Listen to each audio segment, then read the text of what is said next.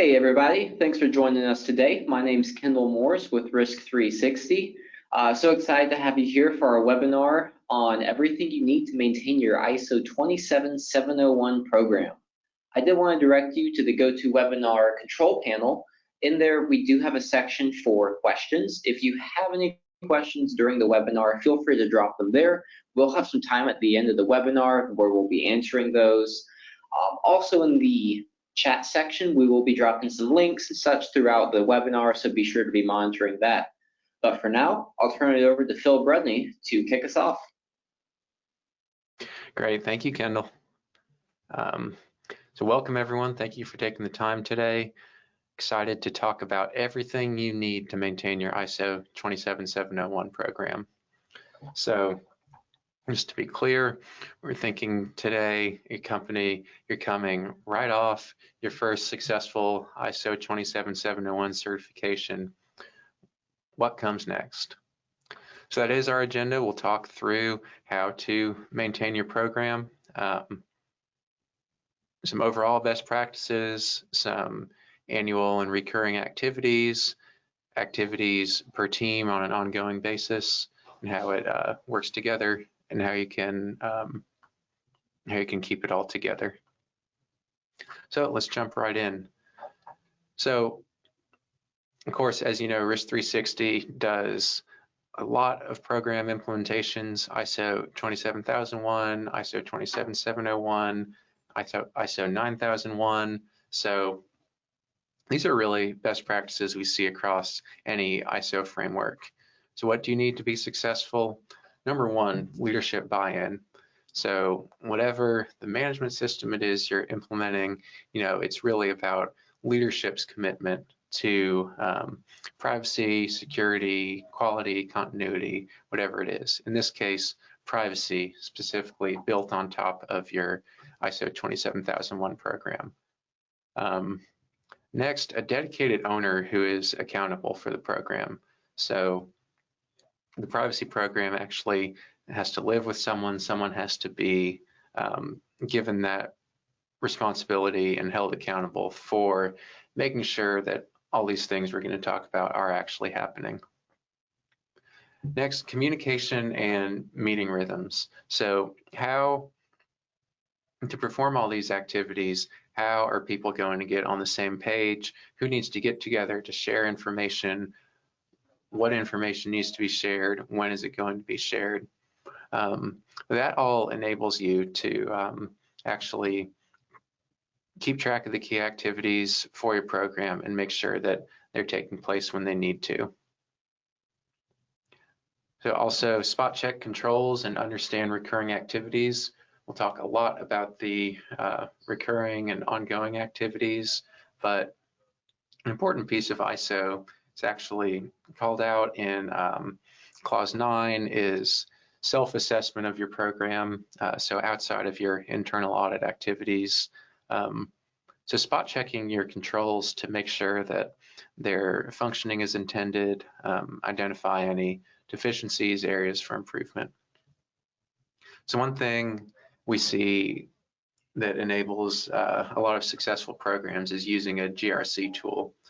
So we have a tool, Phalanx GRC, which at Risk 360 we use to maintain our own ISO 27701 program, for example.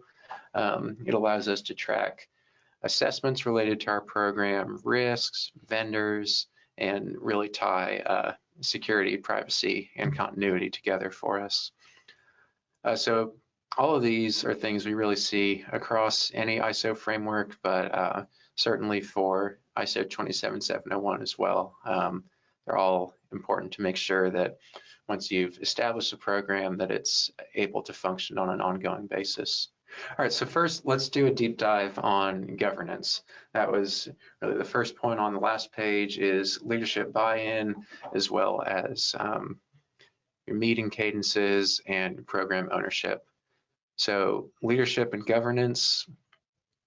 At Risk 360, we typically recommend that this takes place through an information risk council.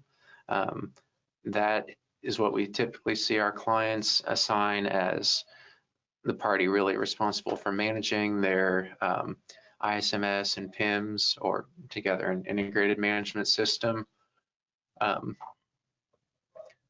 So once you have that established, that's who needs to meet quarterly, take in all the relevant information, and drive continuous improvement of the program. One thing I do want to highlight over on the left side, I've called out, this is a privacy integration in all your ISO 27001 activities. So just to confirm, if you have an ISO 27701 program, that is something that you're required to have ISO 27001 in order to achieve 27701. So in almost all cases, we see the 27701 privacy program building on top of that. What was an information security management system with the privacy layer, it's typically considered the integrated management system. So depending on how you've approached it, you've either been operating that ISMS for several years, or you've implemented security and privacy at the same time. Regardless, for best management of resources, you want to make sure that there's alignment as much as is appropriate for your organization. So leadership sets up the Information Risk Council, or some body that governs the program. Then risk management program. This is really at the heart of ISO 27701. So a lot of things to consider here. First is actually chartering the IRC. Usually should take place during implementation. Meeting quarterly, that's really the lifeblood of your program to make sure that stuff gets done when it needs to get done. But as part of risk management, conducting an annual risk assessment, typically led by the IRC. So they generate risks, and then actually putting those into a risk register, getting treatment plans, tracking those as the year progresses. Another key function of those quarterly IRC meetings. So risk register, as I mentioned, is something that we keep in our Phalanx tool for our own program. A lot of our clients also like to use a GRC tool for their risk register, and it provides those features that help you meet all of the ISO requirements, because ISO goes into a lot of detail on exactly how risks need to be tracked and managed, and the right people show that they're tracking them. So all of that is built into a good GRC tool. From the risk assessment also comes the strategic plan, resource planning, and budgeting. So from your risk treatment plans, you can actually track the hours required for each plan. It gives you a really good idea of, if we have this many hours assigned to one person, well, that's more than that person can handle along with their regular job. So we need to consider another resource, ask for that in the budgeting process. And of course, that's also an ISO requirement to, budget and ensure that there are appropriate resources to operate the program. One specific layer to consider for privacy with risk management is the privacy impact assessment. So for your PIMS, you want to make sure that the privacy impact assessment is happening at least annually. I won't go into too much detail on the privacy impact assessment, but just a reminder, this is a specialized type of risk assessment that should be looking at consequences to data subjects of processing that's taking place. So it's not focused on, risk to the organization as much as risks to individuals, because data is held, data is being processed by your organization. So the third element of really meeting your PIMS requirements is monitoring your controls. So a couple key elements here are policies. This is how management describes its intent for what should be done, how controls should be addressed. And then the annual internal audit and controls review. These are important Clause 9 activities from ISO 27001. They should also fully cover your privacy program.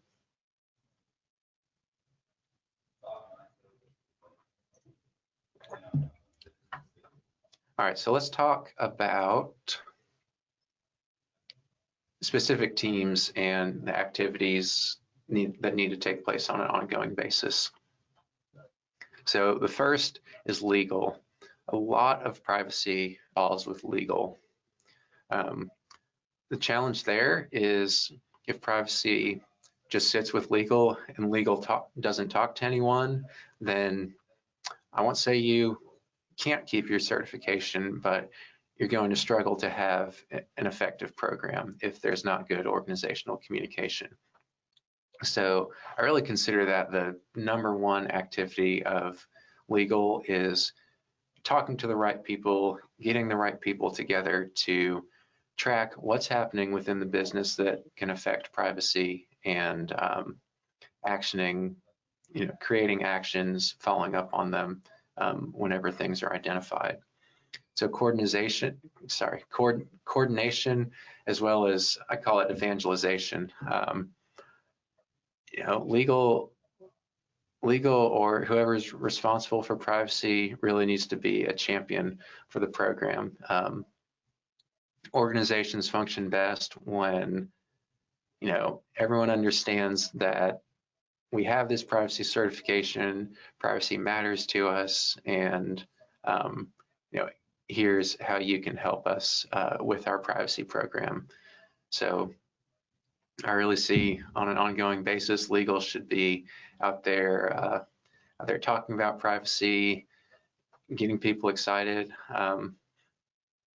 creating those relationships so that information is communicated and legal can take action when needed. Next, privacy impact assessments. So I just talked about what this is.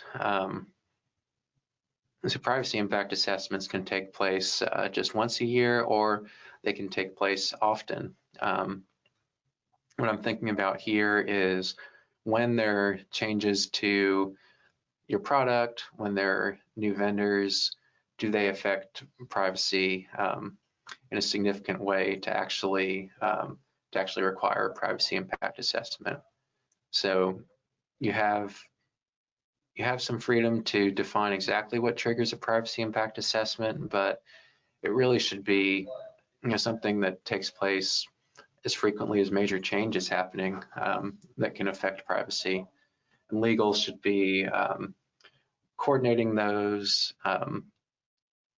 intaking data, looking at the overall risk, and then working with stakeholders to develop action items off of those. And that becomes an ongoing part of your risk management program. Data subject requests, so legal typically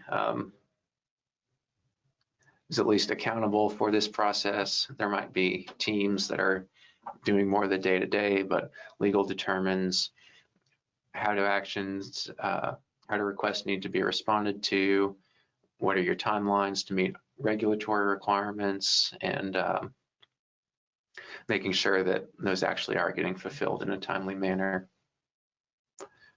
Vendor reviews, so there should be a privacy specific piece to those. There's something, of course, ISO 27001 calls out security requirements and vendor reviews. When you extend to ISO 27701, privacy should be a part of those reviews as well. So legal will be the main party working on lawful requests. So if you're the kind of company that may get a subpoena for customer personal data, then you need to have a really good process in place to describe who you're going to coordinate with to determine how to respond to those, how you'll coordinate with the customer. Will you refuse those to the extent legally permissible? All of that should be documented. that is a specific 27701 requirement. Then one of the last items within legal's domain is data minimization. So for this, legal should be working closely with product and engineering teams, but thinking about developments in privacy enhancing technologies, best practices for privacy engineering and controls, and how those can all be used to achieve data minimization. Just to clarify, data minimization would be limiting the collection and processing of data to the least amount required for your purposes of processing. So we know that a Privacy 27701 program is built on top of a security program. How do they actually interact specific to privacy? So one thing we see is incident management, typically thought of as a security function, but there should be additional privacy layers, particularly if you have a 27701 program. So to identify privacy incidents, communicate those as required by privacy regulations, notify regulators and supervisory authorities if needed. But security typically takes the lead until a certain point where if it's identified as a privacy incident, then legal will get involved and action it further. Security and privacy training, so security awareness training, everyone's familiar with that. Typically, it's best for the whole company to just integrate privacy into that initial and annual security awareness training. And often we see that does continue to be managed by the security team. A couple more high-level things that security can do with respect to privacy. So one, data classification and handling. So in privacy, you have to implement appropriate security measures for the to protect the privacy of the data that you hold. So it's important to classify data and establish appropriate handling procedures based on the sensitivity of the data. So where you have PII specifically classified, you should have specific rules around how access rights are managed, encryption requirements, retention requirements. So that's mostly a security function, but legal, those in charge of privacy have a lot of input there.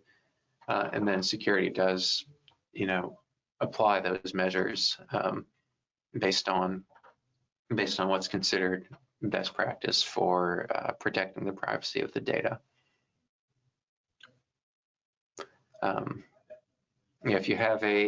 If you're familiar with the GDPR language, this is your technical and organizational measures for protection of data.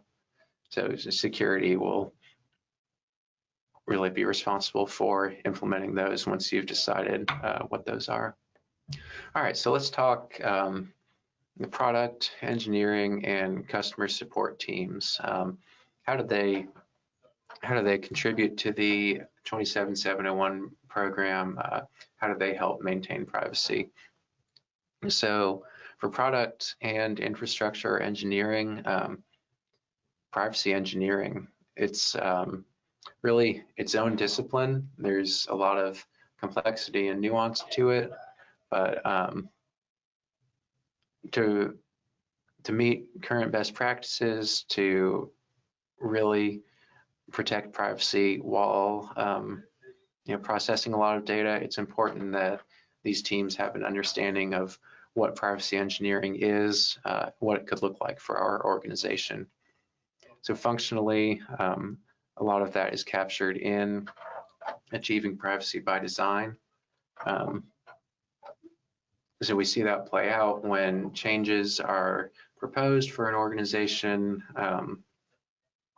very early in the process, these teams are meeting with legal. They're talking about the privacy engineering principles, looking at, how can we achieve this change, but apply various techniques to, maintain privacy throughout. That's really what privacy by design is. So these teams are very closely involved in achieving privacy by design. One thing that we put down for product, where product can add a lot of value for a company, is enabling customer privacy. So what I mean here is typically in the context of a data processor. There are measures that the processor should take for the data they're taking in to ensure that, within the processor systems, privacy is being maintained. The data controller, the company that's actually, collecting the data, uploading the data to the provider, they have their own privacy responsibilities, and organizations are asking what features can I take advantage of within this product to make sure I'm meeting my privacy obligations. And so, for example, if you have a marketing tool, how do you enable GDPR deletion requests? That's something it enables your customer's privacy program. That's the kind of thing you want to be thinking about as a processor to really help add value to your organization. So that's one example. But a lot of ways that the most forward-thinking companies are really looking at their product and thinking about privacy throughout the ecosystem. How can we add things to the product that help our customers with their privacy obligations? Okay. So one last department worth calling out here is the customer support department. A few requirements here. So if privacy complaints or data subject requests come into a customer support representative, do they know what to do about those? Without planning, the customer support organization might not be clear if there is a need to escalate those, who they need to be escalated to, and you can end up with accidental regulatory breaches. And customer support, of course, responsible for communicating with a lot of stakeholders. So this can take a lot of different forms. It can be, one, understanding the company's privacy practices and communicating about those. Two, communicating about the ISO 27701 certificate. So, along with the privacy practices, letting a stakeholder know that you've achieved this privacy certification, pushing out important updates, understanding those features that enable customer privacy. A lot of different ways that customer support has a key role in communication with stakeholders and helping advance the privacy program. So one more call out is identifying infringing instructions. So if you're familiar with the ISO standard, it calls out that if you receive a processing instruction that you think is illegal or violates an obligation that you're subject to, you need to inform the customer of that and decline to do the processing. So functionally, who's going to be receiving that request? Most often it is customer support that would receive that. So, do they understand that there are left and right limits on what the company is able to do as far as data processing, and do they know if there's an unusual ask, who that needs to be escalated to in order to ultimately get back to legal or whoever is going to communicate back to the customer. hey, Mr. Customer, we think this violates our obligation. This isn't something we can do. All right, so a few recurring tasks that are also key to the functioning of your ISO program. So quarterly tasks. For privacy, it's really mostly going to be your IRC meetings, making sure those are happening quarterly. Having the right stakeholders in the room really gives you the right information to manage your program. But a lot of annual activities related to the program. So, specific to your ISO certificate, reviewing your scope and your statement of applicability. So on an ongoing basis, both of those should be right for your program based on the business environment, your risk assessment. Your program should address what matters to customers, and you should have the right controls in there based on your risk assessment. Policy review and approval. So this should take place on an annual basis. Really look through all the policies, understand operating changes to the business, external changes that can affect what gets communicated in policies, what requirements are, then making sure those are formally approved, whether it's through the IRC or if you have specific policy owners assigned. Risk assessment, so we talked about this some already, but should be a full risk assessment on at least an annual basis. Vendor risk should be reviewed at least annually, on top of at onboarding as you add new vendors. Your internal audit is going to be required annually. A full privacy impact assessment should be taking place.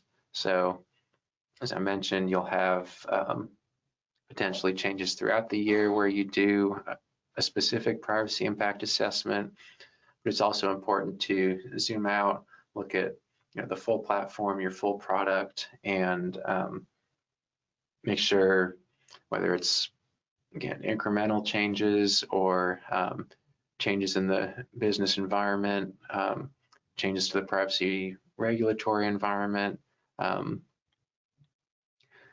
looking at all of those and considering how it affects what you put down last year in your privacy impact assessment. Privacy training should be annual. I'll also call out, I talked about privacy awareness training for the whole organization. With privacy engineering, that's an important area that you might identify. Your product team or your engineering team needs some specific training here. That's something ISO contemplates within Clause 7 of ISO 27001.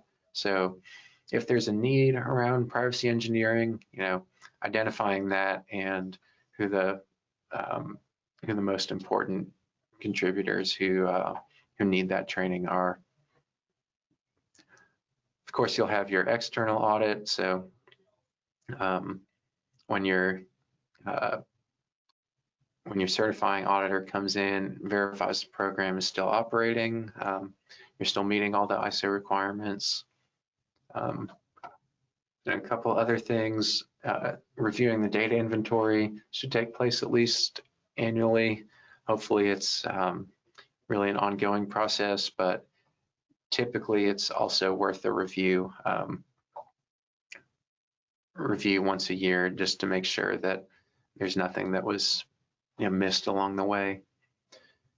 And then last one here, a temporary files review. So this is everyone's favorite control within ISO 27701. It calls out management of temporary files, identifying those, defining a maximum retention period. So as you develop the inventory, you should also be reviewing it periodically.